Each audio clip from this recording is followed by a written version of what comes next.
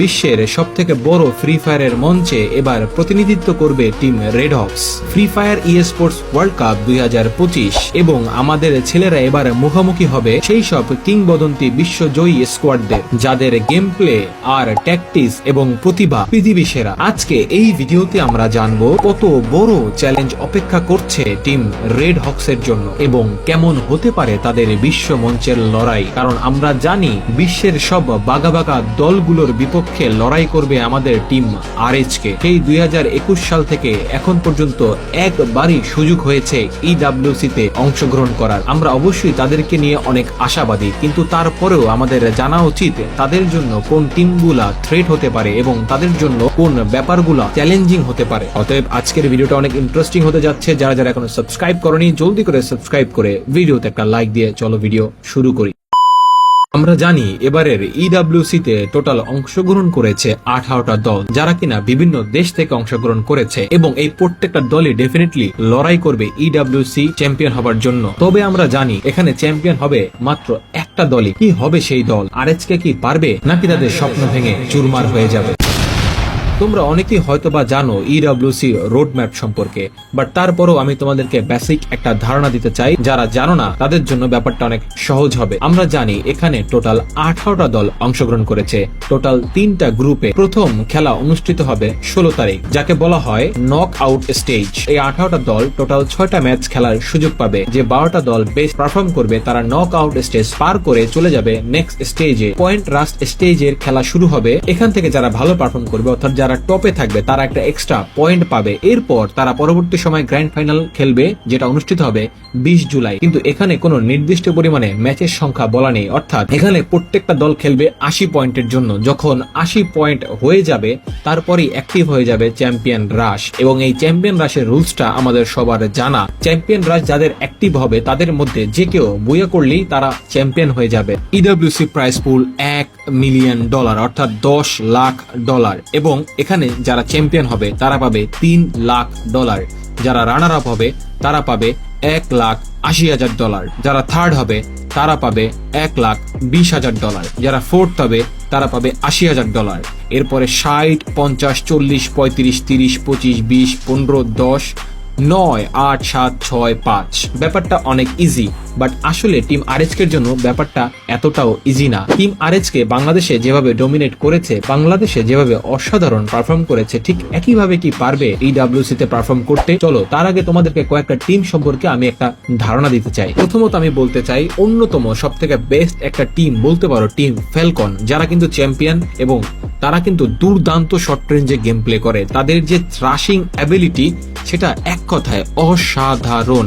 এই ফ্যালকনের টিমে যদি টিম আরএইচকে ফাইট করতে হয়, আমি জানি তাদের ব্লেড আছে, কুট্টুস আছে বা তাদের নেজাদ আছে, বাট তারপরও এই টিম ফ্যালকনের যে প্লেয়ার গুলো আছে এগুলো এক একটা বাঘের মতো। এরপরে আমি বলতে চাই ব্রাজিলের সব থেকে নাম করা একটা দল টিম ফ্লুক্সো। অলরেডি তোমরা যারা স্পোর্টস নিয়ে পড়ে থাকো তারা জানো টিম ফ্লুক্সো কি পরিমাণে একটা পারফর্ম করা টিম। তারাও কিন্তু চ্যাম্পিয়ন টিম। তারা কিন্তু নিঃসন্দেহে আরএইচকে এর জন্য অনেক বড় একটা চ্যালেঞ্জ হতে পারে, কারণ এই দলগুলা যারা যারা পারফর্ম করেছে তারা এর আগেও অনেকবার ইডব্লিউসি এফএফ ওয়ার্ল্ড সিরিজ খেলেছে। তারা নিজেদের দেশে বিশাল বড় বড় টুর্নামেন্ট খেলে, বাট এই সুযোগগুলা কিন্তু আমাদের দেশীয় প্লেয়াররা পায় না, অর্থাৎ টিম রেড হক্স কিন্তু পায় নাই। তো সেই ক্ষেত্রে বলা যায় ফ্লুক্সো টিম কিন্তু অনেক অনেক গুণ এগিয়ে থাকবে। বাট তারপরেও তাদের ট্যাকটিক্স নিয়ে যদি টিম আরএইচকে কাজ করে, তাদের গেম প্লের উপরে যদি ফোকাস করে টিম আরএইচকে কাজ করে, হয়তোবা ফ্লুক্সের সাথে একটা ফাইট মুখোমুখি করলেও করতে পারে। এরপরে আরো একটা বিধ্বংসী দল আছে যাদের নাম হচ্ছে ইভোস। আমরা জানি ইভোসের প্রত্যেকটা প্লেয়ার এক একটা হিংস্র মানব। তারা যে কোনো সময় যে কোনো টিমকে ছিঁড়ে খেয়ে ফেলতে পারে। আমি মনে করি ইভোসের দিকে অবশ্যই টিম আরএইচকে আলাদা দৃষ্টি দেওয়া উচিত। এবং এদের মধ্যে সব থেকে পপুলার একটা স্কোয়াড বুরিরাম ইউনাইটেড স্পোর্টস, যেখানে কিছু রাশার আছে একাই একটা টিমকে এক পলকের মধ্যে মাটির সাথে মিশিয়ে দিতে পারে। এই বুরিরামের প্লেয়ার গুলা কিন্তু দুর্দান্ত গেম খেলে। তোমরা যারা ইডব্লিউসি দেখো নাই বা তোমরা যারা ওয়ার্ল্ড সিরিজ দেখো নাই তারা আসলে এই প্লেয়ার গুলো সম্পর্কে আইডিয়া পাবা না, বাট তোমরা আমার ভিডিও দেখে বুঝতে পারতেছো যে তারা আসলে কতটা বিধ্বংসী গেম প্লে করে।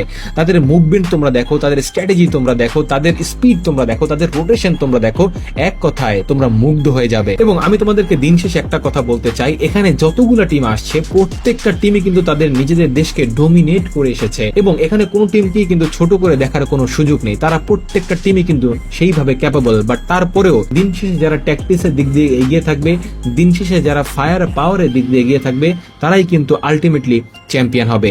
এখন কথা হচ্ছে এদের সাথে টিম আরএচকে কিভাবে পারবে হেড টু হেড লড়াই করতে। দেখো, আমাদের ছেলেদের আমাদেরই সাপোর্ট করতে হবে, আমাদের ভাইদের পাশে আমাদেরই দাঁড়াইতে হবে। আমরা জানি বিশ্বসেরা মঞ্চে হয়তোবা কখনোই টিম আরএচকে পারফর্ম করেনি, হয়তোবা ইভোজের মতন তাদের ট্রফি নেই, হয়তোবা ফ্যালকনের মতন তাদের চ্যাম্পিয়ন হিস্টোরি নাই, অথবা বিরুরামের মতন ইন্টারন্যাশনাল লেভেলের ডোমিনেটর প্লেয়ার নাই, বাট তারপরেও আমি বলতে চাই তাদের টিমে আছে ব্লেড, কুট্টুস, নেজার।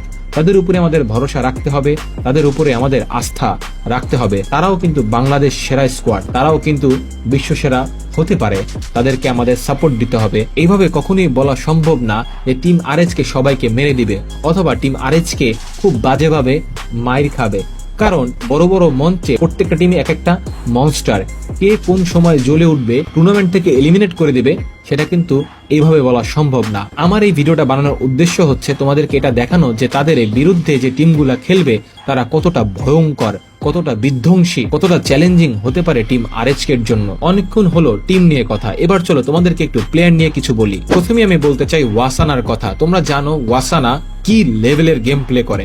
তোমরা যারা স্পোর্টস ফলো করো তারা জানো ক্লোজ রেঞ্জে এবং গ্লোয়ালে ওয়াসানা অপ্রতিরোধ্য, তাকে আসলে আটকানো মোটামুটি ইম্পসিবল। আমি মনে করি এই ওয়াসানা প্লেয়ারটার দিকে টিম আরএচকে অনেক বড় একটা ফোকাস রাখা উচিত। এবং আরো একটা প্লেয়ার আছে FXMT7, নিঃসন্দেহে স্নাইপার দিয়ে বেস্ট একটা প্লেয়ার, যার সাথে হেড টু হেড খেলা হতে পারে আমাদের ফ্লিকারের। এবং ক্রুসের কথা না বললেই নয়, যার ট্যাকটিক্যাল গেম সেন্স মাস্টারপিস।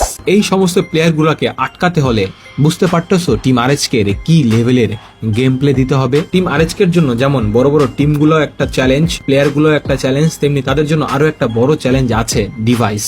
কারণ আমরা জানি বাংলাদেশে তারা তাদের নিজেদের ডিভাইস দিয়ে গেম প্লে করেছে এবং তারা তাদের নিজেদের ডিভাইসে অভ্যস্ত হয়ে গিয়েছে। সেই জায়গায় এত শর্ট টাইমের মধ্যে অনার ম্যাজিক 7 প্রোতে তারা কতটুকু পারফেক্টলি গেম প্লে আয়ত্ত করতে পারবে, এটাও কিন্তু অনেক বড় একটা চ্যালেঞ্জ। অনেক তো হলো বিদেশিদের নিয়ে, কিন্তু এবার কথা হবে বাংলাদেশি সাহসী ছেলেদের নিয়ে, টিম আরএচকে। এরাই একমাত্র টিম যারা কিনা এফএফবিসির মঞ্চে দুর্দান্ত পারফরমেন্স করেছে এবং ডোমিনেশন করেছে এবং কোয়ালিফাই করেছে ইডব্লিউসি তে। তাদের আছে বাংলাদেশের বেস্ট আইজিএল, যিনি গেমের মাঝেই প্রতিপক্ষের ব্রেইন পড়ে ফেলেন, এবং দুর্দান্ত রাশার আছে এই টিমে। 1 ভার্সেস 3 করেও সামনে এগিয়ে যায় ভয়হীন ভাবে এবং এক শটে গেম ঘুরিয়ে দেয় আরএচকে ফ্লিকার। তাদের টিমে আছে বাংলাদেশের বেস্ট নেডার অর্থাৎ নেজা। তারা যেভাবে মাথা ঠান্ডা রেখে বাংলাদেশের এফএফবিসি তে দুর্দান্ত পারফর্ম করেছে এবং চ্যাম্পিয়ন হয়েছে, আমি আশাবাদী তারা এই ইডব্লিউসি তে তাদের মাথা ঠান্ডা রাখতে পারবে এবং তারা তাদের এই দুর্দান্ত গেম প্লেটা আবারও রিপিট করতে পারবে। হ্যাঁ, বিশ্বমঞ্চ কঠিন, প্রতিপক্ষ গর্জে উঠবেই, কিন্তু আমরা জানি আরএচকে হার মানার দল না। তারা এসেছে বাংলাদেশের লাখো ফ্রি ফায়ার স্পোর্টস প্লেয়ারের স্বপ্ন নিয়ে। তারা জানে সামনে থাকা প্রতিটি প্লেয়ারকে হারাতে হলে শুধু স্কিল না, দরকার আত্মবিশ্বাস, সম্মিলিত শক্তি আর দেশের জন্য লড়াইয়ের মনোভাব। আরএচকে আজ শুধু একটা টিম না, তুমি একটা জাতির আত্মবিশ্বাস। সামনে এগিয়ে যাও, গর্জে ওঠো এবং দেখিয়ে দাও বাংলাদেশ শুধু খেলতে আসে না, বাংলাদেশ জিততে আসে। আমরা আছি তোমাদের পাশে, রাইজ অ্যাবভ। এবং আমি তোমাদের কাছে একটা রিকোয়েস্টই করি, তোমরা টিম আরএচকে কে বেস্ট সাপোর্টটা দাও, তাদের পাশে থাকো এবং তাদেরকে উৎসাহ দাও। তাদের বিপরীতে যত বাগা বাগা দলই থাকুক না কেন, তাদের বিপরীতে যত বাগা বাগা প্লেয়ার থাকুক না কেন, তারাও কিন্তু কোনো অংশে কম না। আমরা চাই তারা গর্জে উঠবে, তারা আমাদের সম্মান রক্ষা করবে এবং তারা বাংলাদেশের পতাকা বিদেশের মাটিতে উঠিয়ে ধরতে পারবে, এবং আমরা বিশ্বাস করি তারা চ্যাম্পিয়ন হয়ে দেখিয়ে দিতে পারবে। ধন্যবাদ সবাইকে ভিডিওটা এতক্ষণ ধরে দেখার জন্য। সবাই ভালো থাকবা, সুস্থ থাকবা এবং জিগো ব্যাগে সাপোর্ট করবা। দিন শেষে যাই হোক, আমরা আছি টিম আরএচকে এর সাথে।